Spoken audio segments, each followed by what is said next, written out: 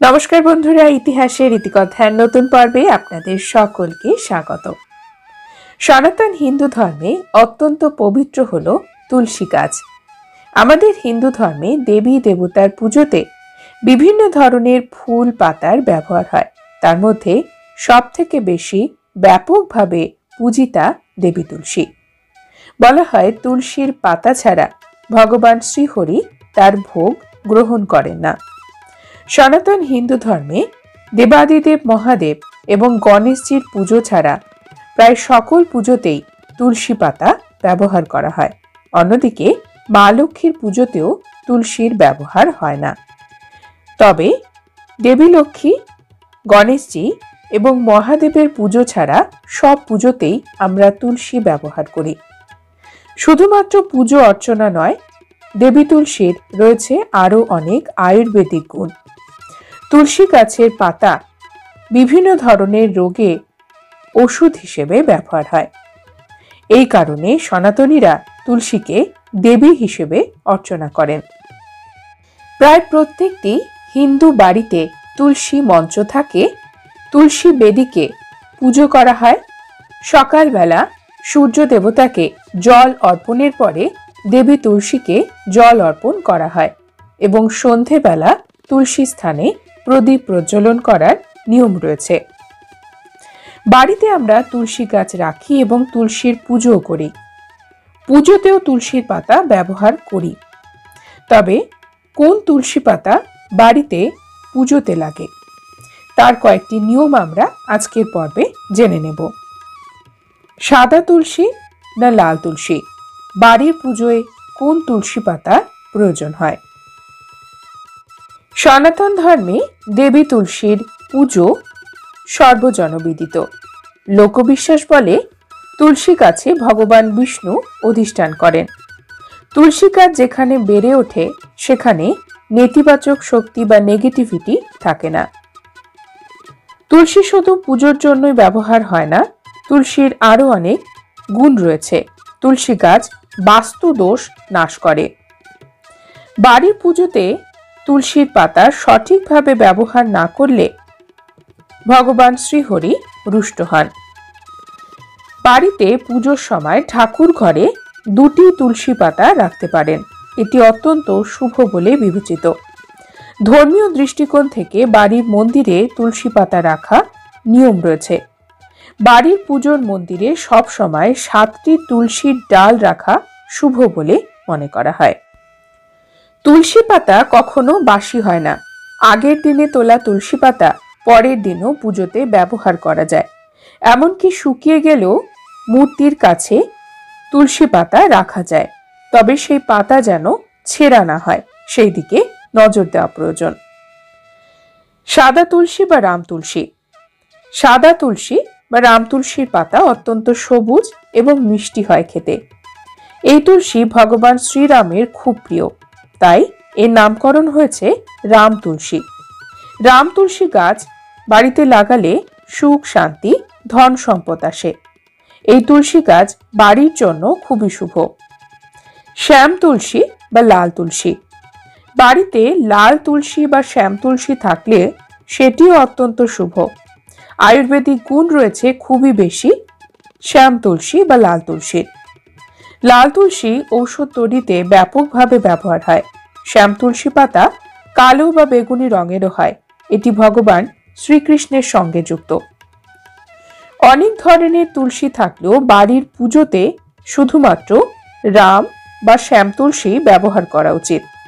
এতে পোকা লেগে গেলে বা ছেঁড়া থাকলে সেটি ব্যবহার করা যায় না। তাছাড়া সব ধরনের পুজোতেই রাম তুলসী এবং শ্যাম তুলসী অর্থাৎ সাদা বা লাল তুলসী পাতা ব্যবহার করা যায়।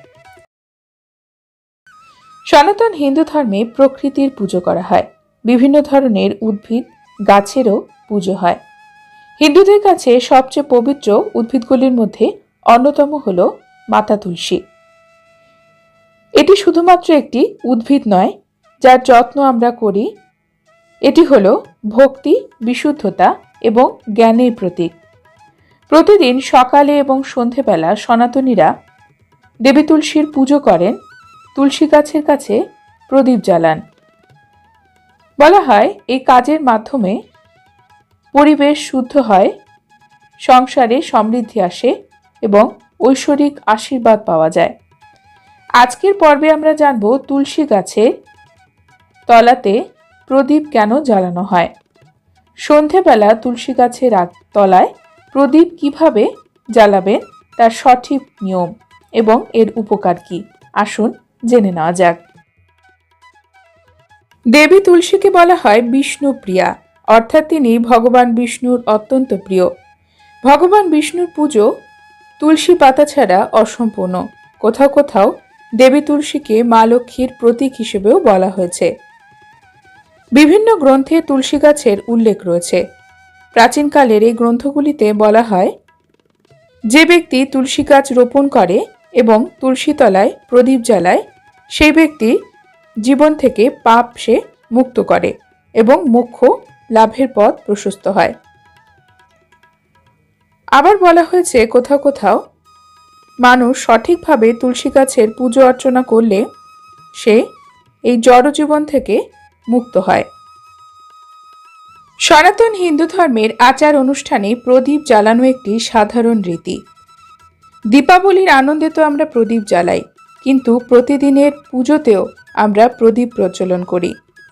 হিন্দুদের কাছে শুধুমাত্র নয়, অন্যান্য অনেক ধর্মে প্রদীপ হল অন্ধকারের ওপর আলোর বিজয়, অজ্ঞতার ওপর জ্ঞানের বিজয়, মন্দের ওপর ভালোর প্রতীক। তাই প্রদীপ প্রজ্বলনের মাধ্যমে জীবনের অন্ধকার এবং অজ্ঞানতা আমরা দূরীভূত করতে পারি এবং এর মাধ্যমে আমরা আমাদের জীবাত্মার সঙ্গে পরমাত্মাকেও মিলিত করতে পারি, যে কোনো ধরনের নেতিবাচক শক্তিকে দূরে রাখতে পারি। বলা হয়, যে ব্যক্তি তুলসী গাছের কাছে প্রদীপ প্রজ্বলন করেন তার পূর্বজন্মের পাপ থেকে সে মুক্ত হয় এবং ভগবান বিষ্ণুর কাছে সে দেহান্তে গমন করে, অর্থাৎ বৈকুণ্ঠে। এমনকি বাস্তব জীবনেও যখন আমরা দেখি কোনো ব্যক্তির মৃত্যু হয়, তার মুখে পরিবারের সদস্যরা তুলসী গাছের দুটি পাতা দিয়ে মৃত ব্যক্তিকে মোক্ষ লাভে সহায়তা করে। আত্মা যাতে মোক্ষ লাভ করে, ভগবান বিষ্ণুর শ্রীচরণে স্থান পায়, এর জন্য এই কাজটি করা হয়। পবিত্র তুলসী আমাদের আত্মাকে শুদ্ধ করে এবং আত্মার মুক্তির দিকে যাত্রায় সাহায্য করে। তুলসী গাছের কাছে প্রদীপ জ্বালালে আশেপাশে পজিটিভ এনার্জি তৈরি হয়। এই কারণে বলা হয় পরিবারের উঠোনে খোলা জায়গায় তুলসী গাছ রাখতে, যেখানে সঠিকভাবে সূর্যের আলো পড়ে।